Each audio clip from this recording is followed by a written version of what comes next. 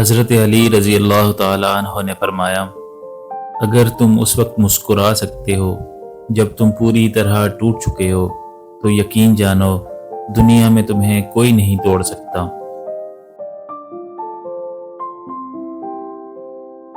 اچھے لوگوں کا تمہاری زندگی میں آنا تمہاری قسمت ہوتی ہے اور انہیں سنبھال کر رکھنا تمہارا ہنر۔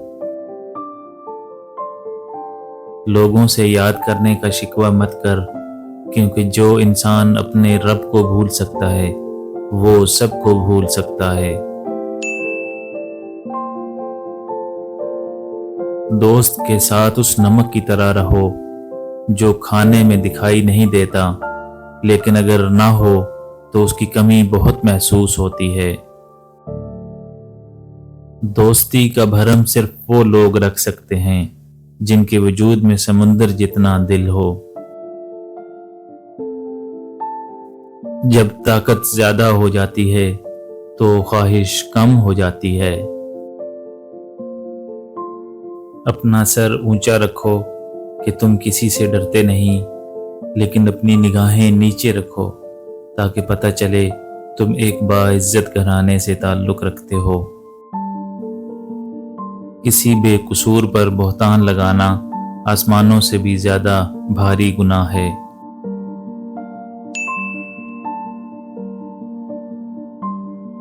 حضرت علی رضی اللہ تعالیٰ عنہ سے پوچھا گیا کہ انسان برا کب بنتا ہے؟